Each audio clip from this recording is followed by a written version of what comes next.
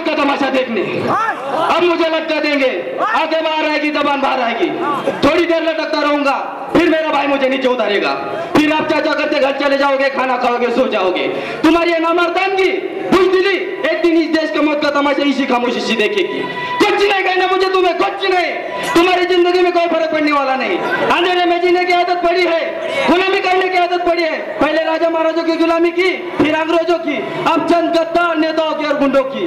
धर्म के नाम पर तुमको भड़काते, एक दूसरे के गले काट रहे। काटो काटो, ऊपर वाला भी ऊपर से देखता होगा तो उसे शर्म आती होगी।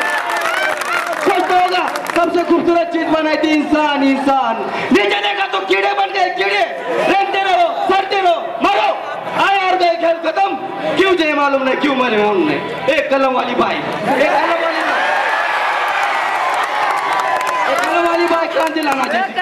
कलम के दौर पे काले वर्तमान को खत्म करना चाहती थी। कोई समझे उसकी बात।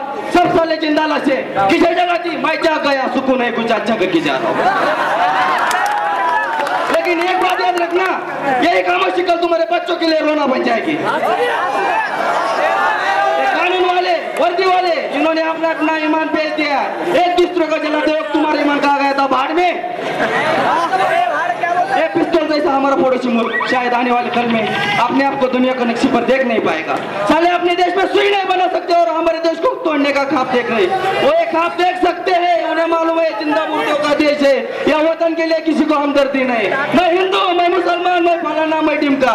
क्यों समझा रहा हूँ तुम्हें भूसा भरा है दिमाग में? क्यों कर रहा है इन पत्थरों से बातें? एक लाठी को तो कोई भी तोड़ सकता है, लाठी के बारे को तोड़ना मुश्किल है। बचपन में पढ़ा था, तीसरी में स्कूल में। क्रांति की राह पर और कोई कुत्ते की मौत मरने जा रहा है, कल कोई और मरेगा, हमें क्या, हम इसी तरह जीते रहो। जो भाई जो जैसे जीना है, मैं हिजले की जिंदगी नहीं जीना था। चल चल लारे।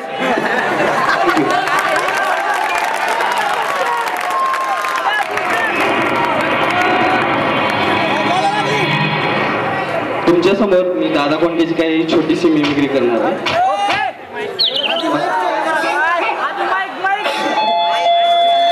Hello, Dada Kondke film city मधून कंटाळा येतो त्यांना, औषध जेवण काय भेटत नसते, म्हणून त्यांनी हॉटेल व्यवसायाकडे जातात। मग हॉटेलमध्ये पण एक पण गिरायक येत नाही। त्या दिवशी काय होतं, तर एक लेडीज गिरायक येतो पुण्यामधून। अरे बंदे बंदे सगळे भडका बिडका साफ करून घे, चल्ले पैसे गल्ले, मैं तुझी छोटी चल। दादा दादा मी उन्हामधून आले, काय थंड वगैरे? बाप रे बाप, काय दादा मी उन्हामधून आले, थंड काय? थंड म्हणजे थंड म्हणजे कोक वगैरे? बिलकुल नाही। लिमका ते पण नाही, लिंबू पाणी ते पण नाही। लिंबू पाणी आहे का दादा? ते पण नाही, ते पण नाही। मग दादा कोण गेला त्यांनी? मग दादा तुमच्या हॉटेलमध्ये आहे तरी काय? माझा घ्या।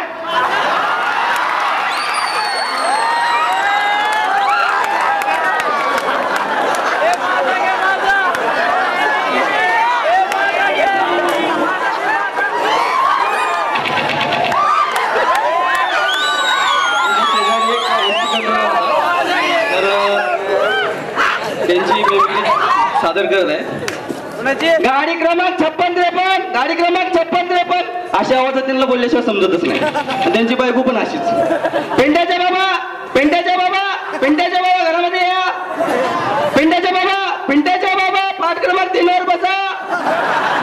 पेंड्याच्या बाबा, अहो पेंड्याच्या बाबा स्वयंपाकघरात या। पेंड्याच्या बाबा, पेंड्याच्या बाबा गाडी काढा, गाडी। पेंड्याच्या बाबा, पेंड्याच्या बाबा झोपायला वेळ झाली, पेंड्याच्या बाबा।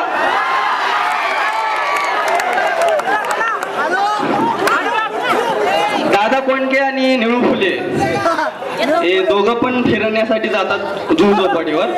तर त्यांनी म्हणतात आपण नावेमध्ये प्रवास करूया। मग अरे काय झालं निळू फुले, काय झालं तुझं? कसं आता हडलं तर माझा एक पिक्चर करत नाही, मग मी काय करू आता? अरे तू तुझ्या नाही, तू तुझ्या मायला चांगल्या पिक्चर काढ। अरे दादा दादा मला खलनायकाचा रोल देते, तुझ्या मायला हिरोचा रोल कोण देतच नाही। मग दादानी ते रोल ह्याच्यामध्ये जातात, नावेमध्ये बसतात। मग सेंटरला नाव जाते, तेवढ्यात काय होतं, त्या नावेला एक छिद्र पडतं। मग दादा कोंडके आणि निळू फुले यांच्यात बघा संभाषण कसं होतं। अरे तुझ्या मायला दादा अरे तुझ्या मायला म्हणजे पाणी निळू फुले, तुझ्या माया माझ्या माहिती तुझं काय जोडलं? तुला गरज सोडत नाही बघ. मग तेवढंच काय होतं, मग दादा कोण गेले उफलेलं, आणि तुझ्या मायला टेन्शन कशाला, कसं इकडून ये भोलपाट तिकडलं पाणी इकडे मधून जाईल.